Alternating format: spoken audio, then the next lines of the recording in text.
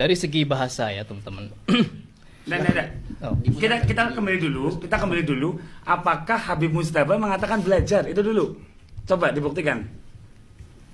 Dia mengatakan sebentar ya. Hadir. Ya, dia hadir. Dari segi bahasa ya, kalau kita mengkaji dari segi bahasa, Nabi pagi hari terburu-buru bawa kitab, ingin hadir di pelajaran nahunya Habib. Ya. Di sini kalau kita mengerucut pada pembahasan di pagi hari, itu adalah menjelaskan waktu. Bawa buku, ya perhatikan, bawa buku artinya apa? Objek. Objek buku yang dibawa oleh orang tersebut mengisyaratkan konteks akademis. Perhatikan, untuk bahan pembelajaran. Oke. Bawa buku. Terburu-buru artinya apa? Di pagi hari loh, terburu-buru. Oke, bisa tenang dulu ya. Di pagi hari terburu-buru. Ibarat kita melihat ada anak-anak. Ya, sudah jam 8. Ya. Oke. Oke, jam 8 pagi. Terburu-buru dia mau pergi ke sekolah bawa tas. Ya. Artinya apa? Kenapa dia pergi ke sekolah? Karena ingin menghadiri pelajaran dari gurunya. Ini perbedaannya hanya Nabi dan anak-anak. Nabi bawa kitab, sedangkan Nabi SAW kita tahu sendiri tidak bisa baca, tidak bisa tulis. Oke. Nah, terus buat apa dia bawa buku? Buat apa bawa buku? Kalau bukan untuk apa? Kalau bukan untuk apa? Diajari membaca atau mengucapkan dengan cara yang benar, pelafasan. Ingin hadir. Nah, ingin hadir nih menjelaskan motivasi. Ketika ada orang ingin hadir, itu adalah penjelasan tentang motivasi. Motivasi atau tujuan dari ketergesaan orang-orang tersebut menyambung lagi kepada kalimat awal tergesa-gesa.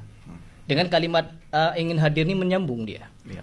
Yaitu agar bisa mengikuti kelas atau pelajaran yang diadakan oleh Habib tersebut. Jadi di sini dari segi bahasa meskipun tidak ada kata-kata belajar, tetap tujuan. Assalamualaikum warahmatullahi wabarakatuh. Menanggapi perdiskusian antara Mas Heri Pras melawan Al-Ustadz Ajir Ubaidillah bersama Al-Ustadz Faris Baswedan. Untuk penekanan dan pemahaman ibarat, pemahaman dalil, bagi saya ya, gak setuju gak apa-apa. Bagi saya, Ustadz Faris Baswedan dengan Ustadz Ajir Ubaidillah lebih paham konteks dalilnya. Sedangkan Mas Heri Pras dengan teman-teman itu pada level menerjemah. Jadi levelnya itu masih menerjemah, bukan paham konteks. Maka dari itu para ulama kan memberikan kita kado untuk belajar usul fikih, sehingga konteks di setiap ibarat itu memang akan berbeda-beda. Sehingga yang perlu kita garis bawahi teman-teman, ini bukan debat. Ini adalah dialog santun mengedepankan akhlak ya. Jadi adab yang dikedepankan, dan ini antara sesama umat Rasulullah SAW.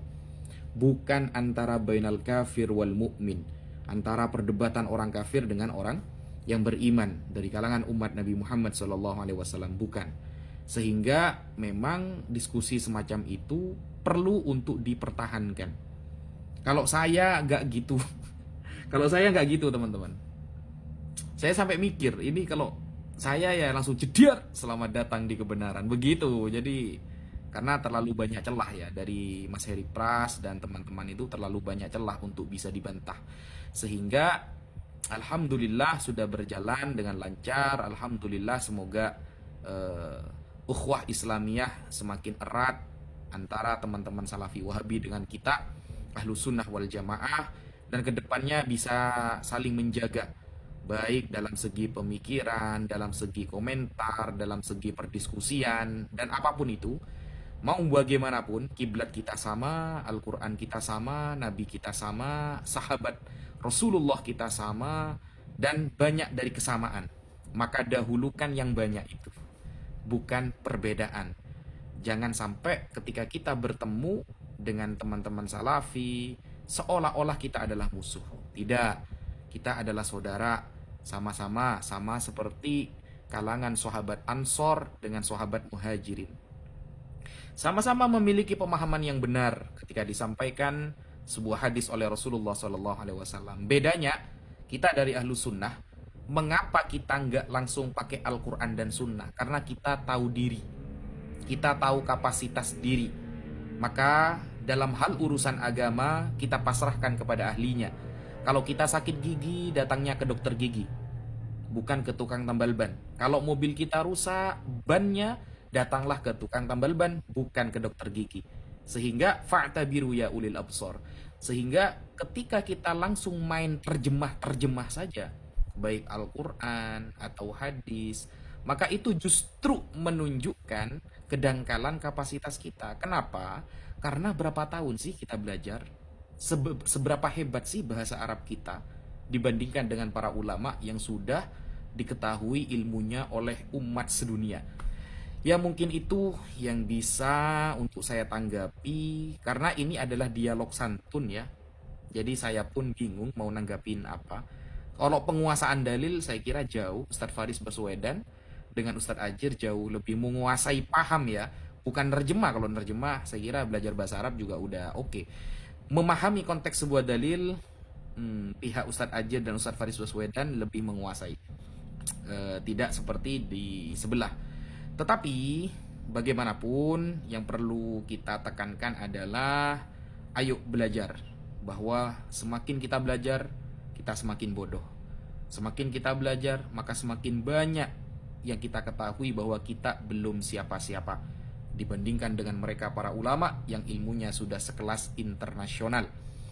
Mungkin itu dulu yang bisa Al-Fakir sampaikan. Andaikan perdiskusiannya itu saling menyerang dalil, maksudnya itu dengan ekspresi yang seperti perdebatan pada umumnya, ya maka mungkin komentar saya akan berbeda seperti itu teman-teman.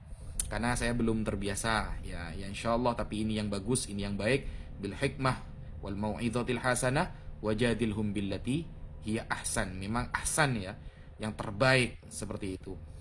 Coba kalau waktu itu saya ada di sana, mungkin suasananya akan berbeda itu nanti, akan berbeda suasananya. Mungkin itu dulu yang bisa Al-Fakir sampaikan. Walafu minkum, wassalamualaikum.